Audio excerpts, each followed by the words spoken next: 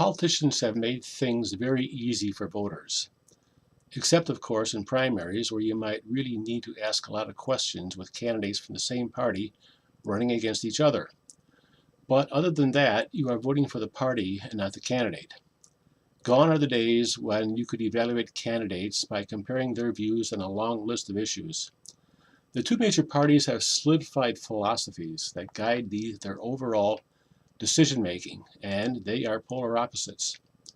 And while individual politicians are all unique and have positions all over the spectrum, they still vote with their parties the vast majority of the time, which is why they are in that party. So while there will always be individual exceptions to these characteristics of the parties, they are still pretty true overall.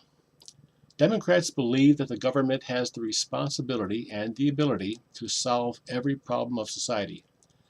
This is done through regulations, laws, government programs, and executive orders. These all come with economic costs and losses in personal freedom. Democrats see society as groups of people, all with unique and specific needs that require government intervention to see that everyone is taken care of.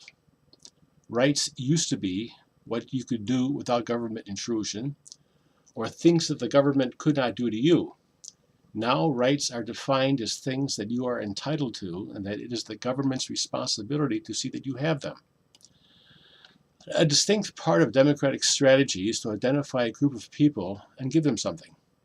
It doesn't matter what it costs, if it can be paid for, or how it affects everything else.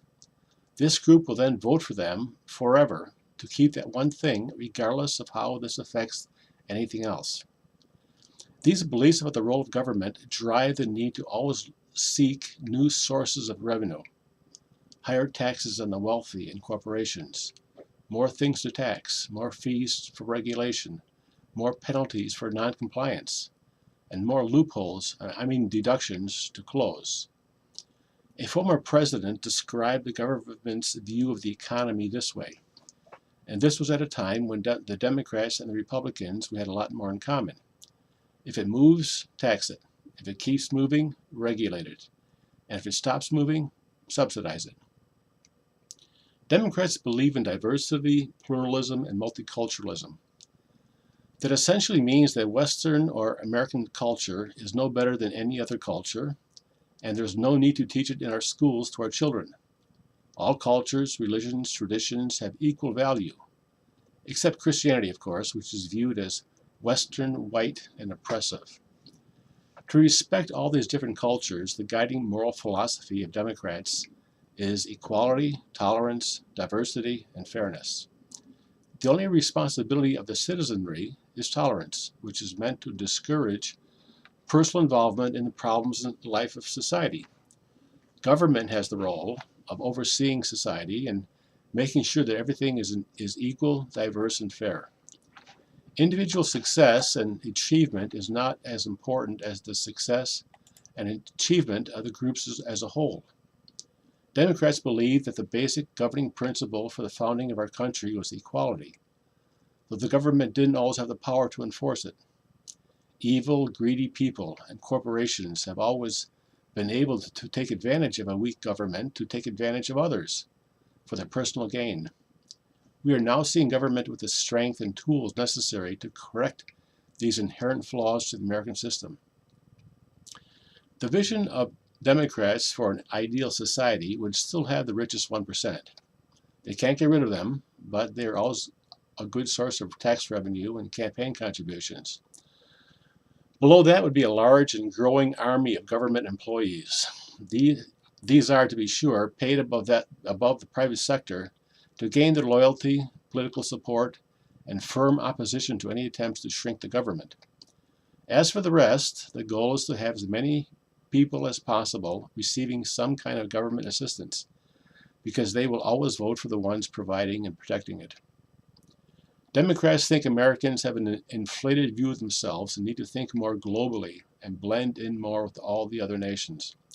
It wouldn't hurt if we reduced our economy if others could gain. The success of the United States economically in the past was essentially due to greed, exploitation, and racism.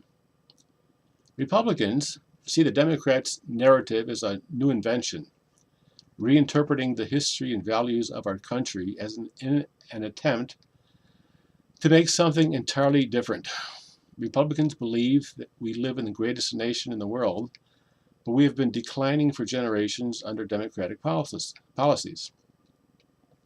Republicans see the country as losing its original vision and sacrificing its greatness, while the Democrats see the country as finally regaining its original vision of equality.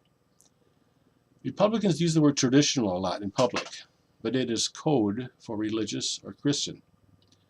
While the Republican Party is hardly Christian, the traditional values were distinctly Christian values.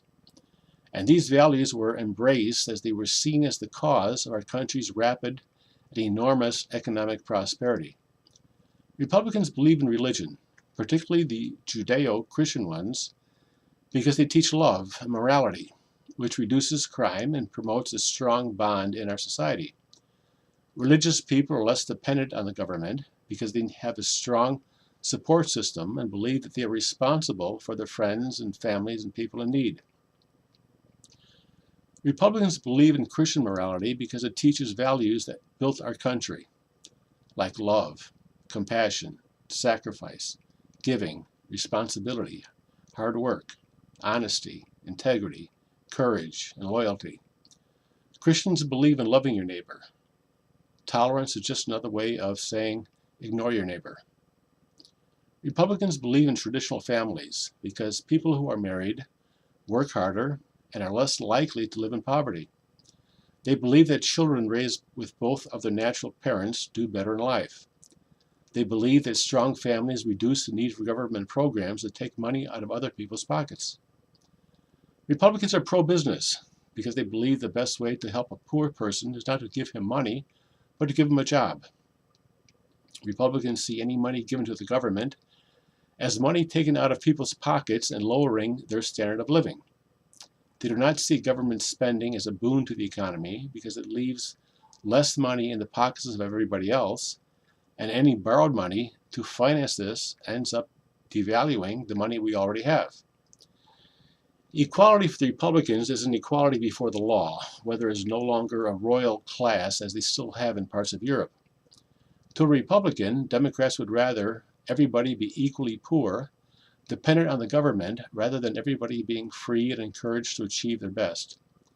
They believe that every individual working to achieve their own success will produce more prosperity for everyone than any other system, though certainly some will always end up with more than others. The Tea Party, though separate from the Republican Party, aligns itself with the Republican Party because our politicians have made having more than two political parties unworkable in our elections. A third party would usually require a runoff election or some equivalent to get true results. Now a third-party candidate allows someone to win an election with less than a majority vote.